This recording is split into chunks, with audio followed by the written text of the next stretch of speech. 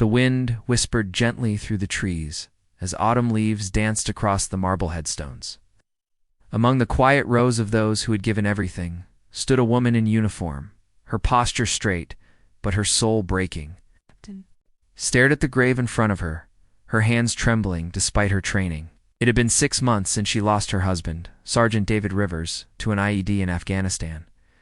6 months since her world lost its color. She wasn't crying. She hadn't cried in months. Maybe she couldn't anymore. But something about that morning felt different. Her heart was heavy, and her legs wobbled beneath her. She slowly knelt, placing a photo of the two of them smiling in their dress uniforms on their wedding day against the cold granite. Just then, the faint sound of small footsteps and laughter reached her ears. A boy, maybe 5 or 6, ran past, chasing a maple leaf. "Liam," a voice called out, firm but kind. The boy stopped, turned, and ran back toward a tall man in a gray hoodie and jeans.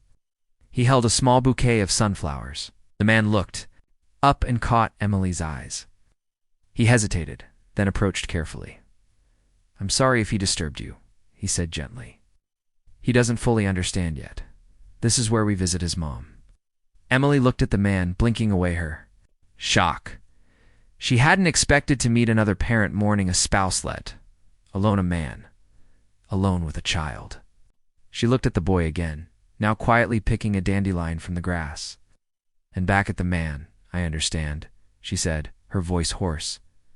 "It's hard to explain to someone so young." "I'm Daniel," he said, extending his hand. "Daniel Moore, and that's Liam. Captain Emily Rivers."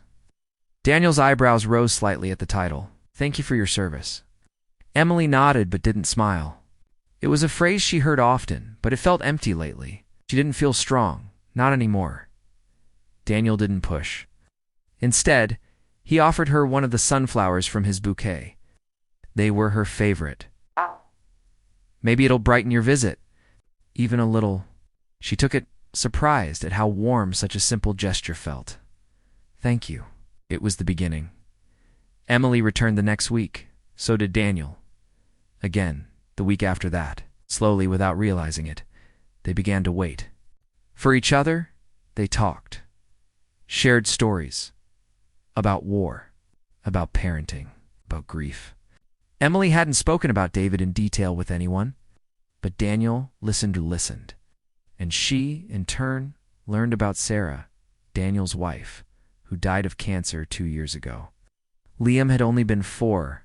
Grief, they found, wasn't something you got over, it was something you walked with.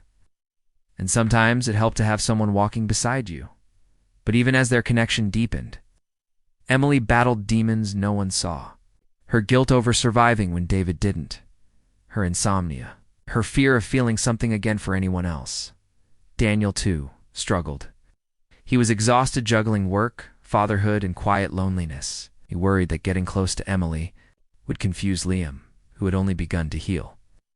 He wasn't sure he had space in his heart to love again or if he should.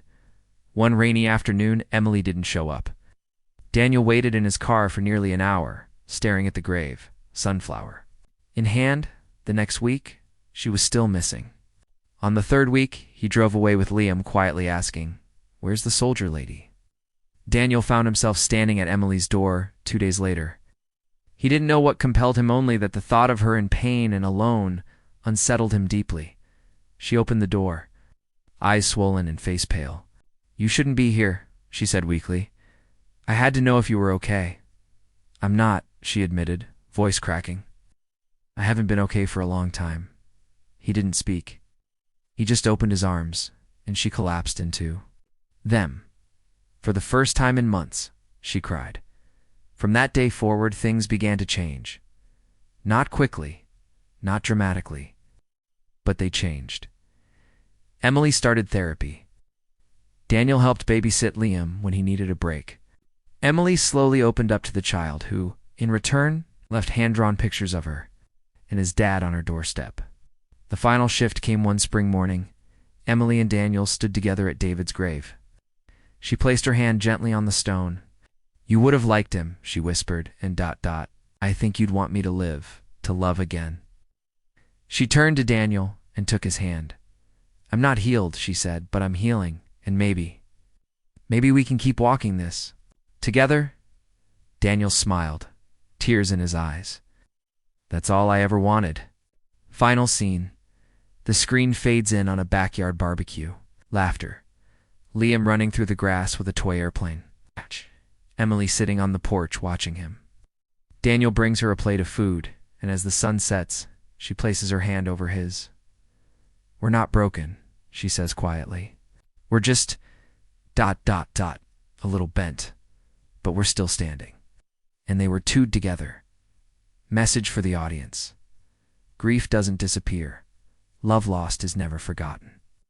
But healing is possible with patience, courage, and the unexpected kindness of others. Sometimes the path to peace begins with a single knock, and a heart willing to answer.